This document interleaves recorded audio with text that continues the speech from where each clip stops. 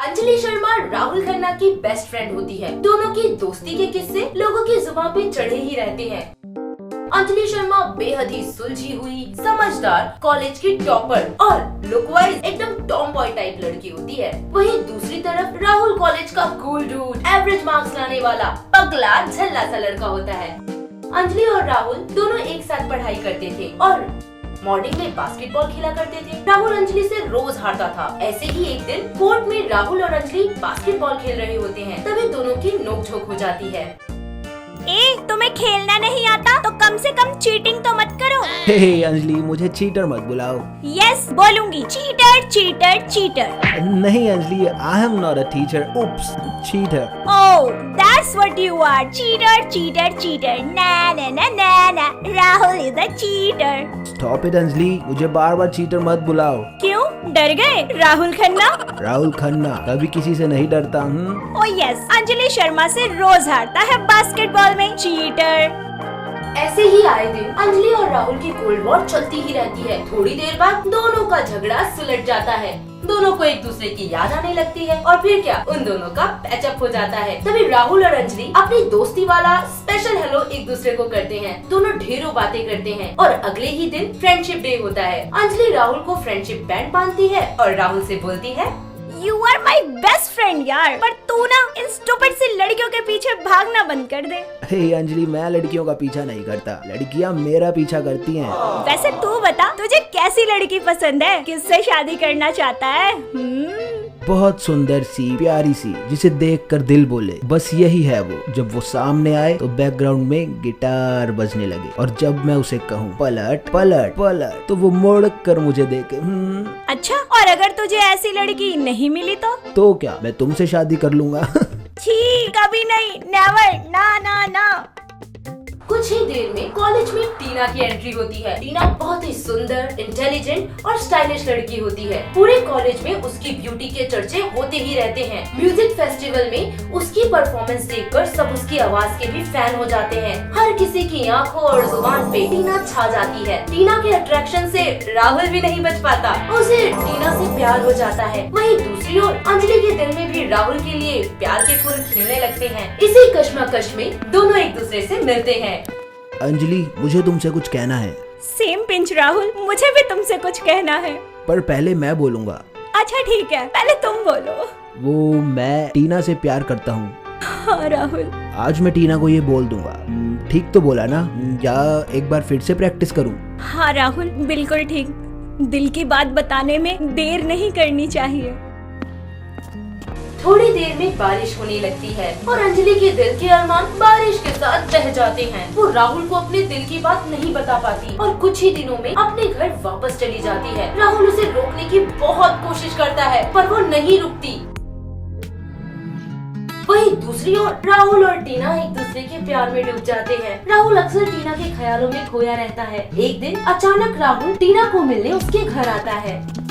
टीना, तुम्हें पता है क्या राहुल? एक मर्द का सर केवल 3 औरतों के आगे झुकता है। अच्छा, बताओ किसके सामने? राहुल अपनी पॉकेट में से रिंग निकालता है और बोलता है, एक माँ के आगे, दूसरा देवी माँ के आगे और तीसरा क्या Rahul? Will you marry me? हाँ, यस राहुल। राहुल के प्रपोजल को टीना एक्सेप्ट कर लेती है और कॉलेज फिनिश होने के बाद टीना और राहुल की धूमधाम से शादी हो जाती है।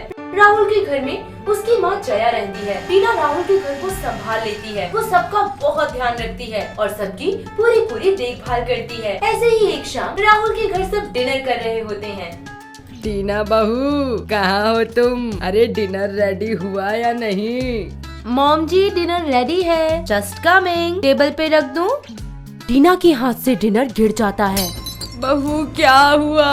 कुछ नहीं, बस वो चक्कर आ रहे थे। राहुल, डॉक्टर को फोन मिला, कहीं खुशखबरी की तो बात नहीं? बहू को चक्कर आ रहे हैं। माँ, कुछ भी बोलोगे, हद है।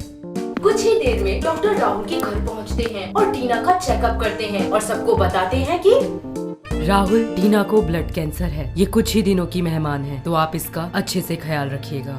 डॉक्टर की ये बात सुनकर राहुल और उसकी माँ के पैरों तले जमीन खिसक जाती है। वो दोनों बेहद दुखी हो जाते हैं।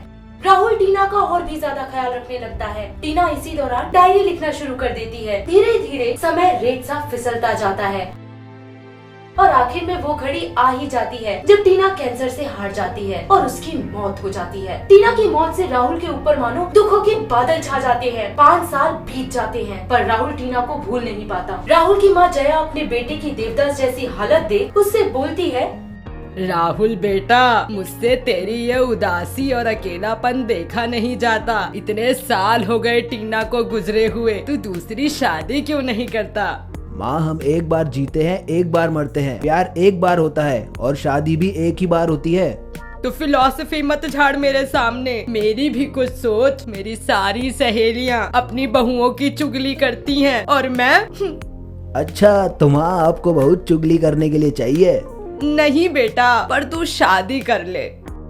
माँ, मैंने बोला ना कि मैं दोबारा शादी नहीं करूँगा। इस तरह राहुल की माँ जया उसकी दोबारा शादी के लिए लड़कियां ढूंढना शुरू कर देती हैं। तभी एक दिन उनकी नजर राहुल के कमरे की दीवार पर पड़ती है जिस पर अंजलि और राहुल की तस्वीर लगी होती है। तस्वीर देखकर जया अंजलि के बारे में जानकारी जुटाना शुरू कर देती है जिससे पता चलता है कि राहुल और अंजलि बहुत गहरे दोस्त थे और अंजलि को राहुल से कभी प्यार भी था। इसी सिलसिले में वो एक दिन अंजलि के घर फोन करती है और उसे अपने घर बुलाती है। अंजलि राहुल के घर साड़ी पहन कर आती है। नमस्ते आंटी जी, कैसे हैं आप?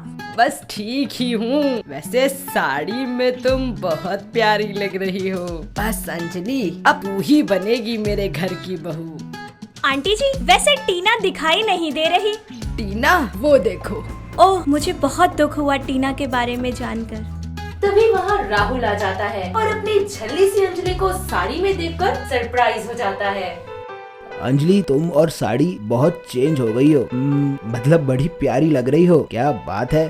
काश राहुल तुम उस दिन मेरे दिल की बात समझ पाते कि मैं तुमसे कितना प्यार करती हूँ, पर तुम्हारी खुशी से ज्यादा मुझे कुछ नहीं चाहिए था। Thank you. वैसे कहाँ खो गए तुम? कहीं नहीं, बस ऐसे ही। अरे हाँ, तुमने अभी तक शादी नहीं की? मैं तो आज भी बस तुम्हारी ही होना चाहती हूँ राहुल। हे, क्या हुआ? कहाँ खो गई? नहीं नहीं, कहीं नहीं। वैसे मुझे टीना के बारे में जानकर बहुत दुख हुआ। अरे भाई, कैसे पता? तुम तो गायब ही हो गई। जब मुझे मेरी बेस्ट फ्रेंड की सबसे ज्यादा जरूरत थी, तुम तो थी ही नहीं। इस तरह राहुल और अंजलि की बातें चलती ही रहती हैं। राहुल की माँ जया राहुल के चेहरे पे स्माइल देख बेहद खुश होती है। वहीं अंजलि और राहुल एक दूसरे से रोजाना मिलते ही रहते हैं। उनका बास्केटबॉल खेलना फिर से शुरू हो जाता है। राहुल को अंजलि से प्यार हो जाता है और अंजलि का सोया हुआ पहला प्यार फिर से जाग जाता है। एक दिन दोनों बास्केटबॉल खेल ही रहे होते हैं, तभी बारिश आ जाती है। जैसे ही वो दोनों चलना शुरू करते हैं, अंजलि का पैर फिसल जाता है और राहुल उसे बाहों में थाम लेता है और कहता है, अंजलि, तुम ठीक तो हो ना? कुछ हुआ तो नहीं तुम्हें? नहीं नहीं, मैं बिल्कुल ठीक हूँ। और मुझे कुछ कैसे हो सकता है जब तुम मेरे साथ हो? मैं कभी तुम्हें कुछ होने भी नहीं दूंगा, प्रॉमिस। तभी बिजली कड़कती है और अंजलि डरकर राहुल की गले लग जाती है। राहुल बड़े प्यार से अंजलि को संभाल लेता है और दोनों को एक दूसरे के प्यार का एहसास होता है। और अंजलि राहुल से कहती है, राहुल, मैं तुमसे कुछ कहना चाहती हूँ जो शायद बहुत पहले ही कह देना था। नहीं नहीं, पहले मैं तुमसे कुछ कहना चाहता हूँ। ठीक है राहुल, पहले तुम कहो। अंजलि, मैं तुमसे बहुत प्यार करता हूँ और अब मैं तुमसे दूर नहीं जाना चाहता हूँ। I love you Anjali, I really love you. हाँ राहुल, मैं भी तुमसे बहुत प्यार करती हूँ। I really love you too so much. इसी तरह अंजलि का पहला प्यार पूरा हो जाता है और कुछ ही दिनों बाद दोनों शादी कर लेते हैं और खुशी खुशी रहने लगते हैं। अगर आपको ये वीडियो पसंद आया हो तो इसे लाइक कीजिए, चैनल सब्सक्राइब कीजिए और कमेंट करके बताइए कि भविष्य में आप कौन सी कहानी देखना पसंद करेंगे।